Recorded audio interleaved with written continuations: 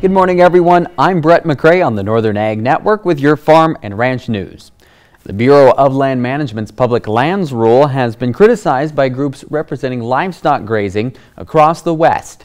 And now 2 Mountain West states have sued over the rule. Wyoming and Utah sued the federal government in June over BLM's landscape health and conservation rule that elevates conservation as a public use, excluding other activities from that land against the agency's multiple use mandate. Recently, federal attorneys responded to the state's request for a preliminary injunction. The government says the legal challenge is unfounded and speculative, and that states have not provided enough evidence that the rule is harmful to public landowners.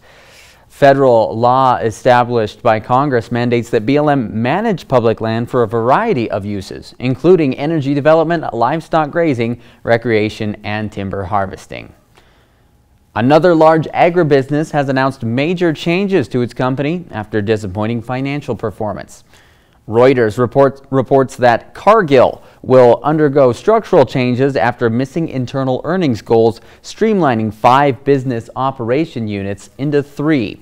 Large agricultural merchants are facing challenges with low commodity prices and falling processing margins. ADM and Bunge also missed Wall Street estimates for second quarter earnings. Cargill's new business units will be food, agriculture and trading, and animal health and nutrition. Taking a look at the Northern Ag Network events calendar before we go, next week Superior Livestock is holding its Bighorn Classic in Sheridan, and coming up on September 11th and 12th, the Montana Ram and Ewe sale is in Miles City. We're back in 1 hour. I wanted to put up a fence to protect my tomato plants. So I grabbed this, and this, and then I did this. But instead of yielding a big crop, I hit a utility line and had to pay $1,200 in repairs. I didn't just lose my pride and joy, I could no longer afford the new stovetop I'd been saving up for. Next time, I'm going to make my free call to 811 before I dig. Learn from Curry and hundreds of others. Call 811 before you dig.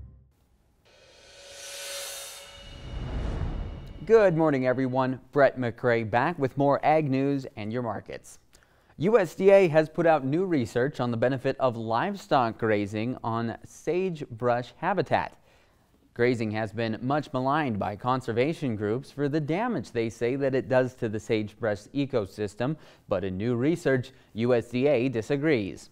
Agricultural Research Service scientists in Oregon and Colorado found that strategic livestock grazing helped increase the resilience of rangeland against prairie fire, invigorated native plant and bunchgrass communities, and promoted biodiversity. USDA says that these are all signs of exceptional health in rangeland ecosystems. This is evidence of change in the management consensus for best practices on the sagebrush steppe. Cash cattle trade was sharply lower last week, down $3 to $4 for live deals at $190 and the dress basis off $4 to $5 at $302. This week, Western Video Market sold feeder cattle August 12th and 13th at Little America in Cheyenne. A couple steer loads from the Isme and Baker country weighed 925 and brought at least 243, more than $2,200 a head. Cash lean hogs trading from $79 to $84 per hundredweight this week, and USDA released its August World Egg Supply and Demand Estimates report on Monday. It continued to impact markets yesterday. The major news from the report was record production and yield for the soybean crop, steep losses in that market.